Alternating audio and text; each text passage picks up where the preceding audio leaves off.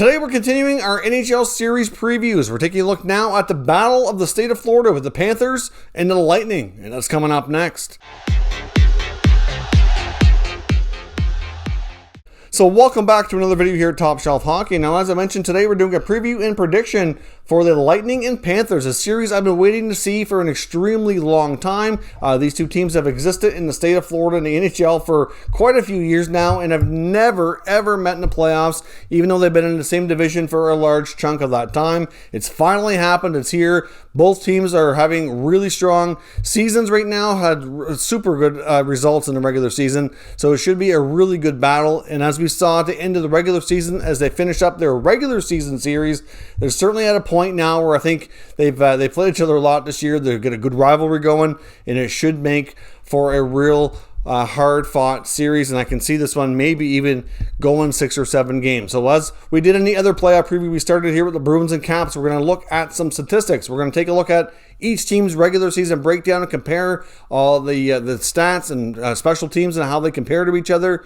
We're going to take a look at goaltending, see who's got an edge in that department, compare their starting and backup goalies for each side. We're going to take a look at the team's top scoring players as well, and then I'll give you my predictions here at the end. So let's start here with a regular season stat comparison, Lightning versus Panthers. So of course, as we know, the Florida Panthers will have home ice advantage here. They finished slightly ahead of Tampa with a record of 37-14-5 for 79 points.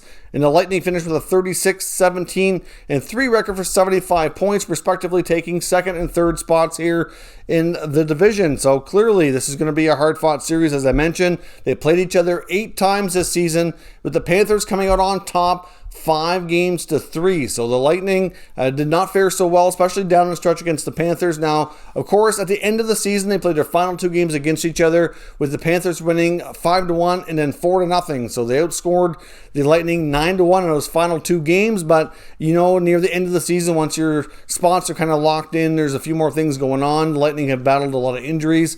So even though the Panthers have the edge, I'm not real sure that it's really, truly indicative. I think they're a little bit more closely matched than that stat might lead us to believe. So let's take a look here at the breakdown amongst all the different stats here. So from a goals against perspective here, the Florida Panthers scored 184 goals for 4th best in the league, whereas the Lightning scored 180 for 8th best. So not much difference there. Goals against wise, pretty similar as well. The Panthers allowed 151, 12th best, whereas the Lightning allowed 145 for 7th best. So minimal differences there. Very, very comparable. On the power play, we have the Panthers with a 20.5% efficiency rate for 15th best, whereas the Lightning were slightly ahead at 22.4 for 8th best. On the PK, we've got the Panthers at 79.8 for 17th best, whereas the Lightning at 84.2 for 4th best. So that's a slightly difference there. That's a decent edge in power play and penalty kill for Tampa. And face-offs are pretty much even. The face-off percentage for the Lightning for the year was 50.1 to the Panthers 50.2. So they're both in the middle of the pack of the NHL. So overall, goals for and against face-offs, like they stack up pretty tightly against each other. Not a great deal of difference, but as you can see, the Lightning have a slightly more potent power play and a much more efficient PK. So this is a situation too. If you look at them, the Lightning have been without Nikita Kucherov all year, and they were without Stamkos for the last stretch down the line here. So clearly they're going to both have those guys back. They're expected to both be available for game 1, at least as of right now. Some say it's a cap circumvention. I know there's a lot of people upset about how the Lightning were able to do this, and I just personally hope, I'm not going to say that they did anything wrong because I can't prove that they did, and I just hope that the Lightning in the league obviously have everything checked out, that it's all on the up and up. But I know for a lot of people, and it seemed convenient that they were able to jump through cap hoops this year because of these injuries and ultimately not trade away as many assets as many thought they would need to, and then conveniently get them all back in time for game 1 of the playoffs. I can understand why people would think something's up. Like I said, until the league tells us that they've investigated and that they found something, we really don't have anything to go by, so we might as well set that story to the side. But as of right now, the Lightning are expected to have Kucherov and Stamkos in the lineup. However, Victor Hedman is banged up, and he's not anywhere near 100%, so that could be a factor as well. And even though they're getting Stamkos and Kucherov back, in the case of Kucherov, I mean, He's one of the best players in the world, so I would expect him to be effective, but he's been off since the playoffs last year. So without playing all year, will he be rusty? Will he be in game shape? It's really hard to say how effective he's going to be after being off for such a long stretch and not getting any games to kind of warm up and get himself going. So we'll have to see how that goes. That could be a factor in favor of Florida, that maybe they won't be as effective as they need to be. And you could argue that Victor Hedman is probably the most important player on the ice for that team. And if he's not at 100% like we saw in some other playoff series, like not last year, but the time they were swept against the Blue Jackets, that was a huge reason why. Hedman was not his mobile, normal self back there, and it really led to a lot more goals against and ultimately their defeat.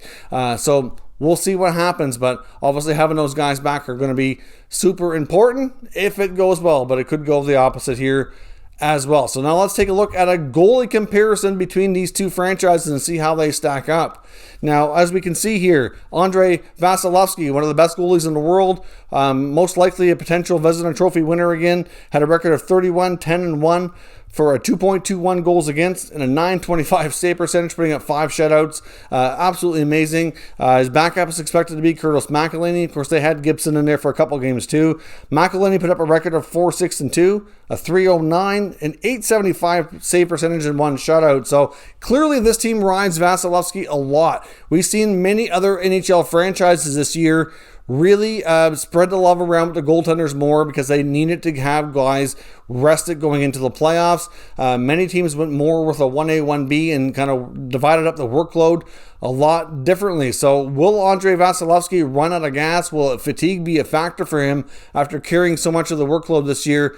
I would say maybe not, but it is a possibility. If anything falters for Tampa in his game, you'd have to think that's why. Or if he were to get hurt in the playoffs, that would be an absolutely huge loss, whereas a team like Florida has 3 capable goaltenders. So, I'm not sure that the Lightning really have a lot of faith in McElhinney or Gibson to kind of take over if anything happened to Vasi. So they really need to hope he stays healthy and continues to play to his best here, because even though he's statistically an awesome goalie, that's how important he is to this team. Now, comparing to the Florida guys here, Bob is expected. I would think Bobrovsky would start after the $10 million contract, and the numbers he put up this year are not as good as Driedger, but I think they're going to go with Bobrovsky and give him a short leash is probably what I expect.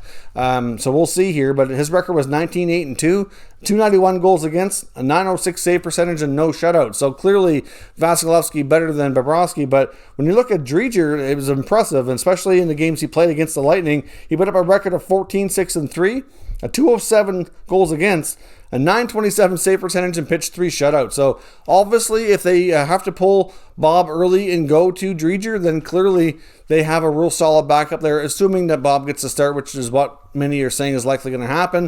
Of course, if you look back a couple of years ago when the Blue Jackets upset the Lightning in the playoffs, who was in goal? Bobrovsky was. So he's done this before. He very well could do it again. So statistically, I'll say Vasilevskiy has the edge, but Florida has the edge when it comes to having more goaltenders and having to be deeper at the position. Now let's analyze some of their top players and see how they stack up against each other. Now let's start with the Panthers having home ice advantage. We've got Huberdeau at 61 points, had an awesome year. Barkov at 58.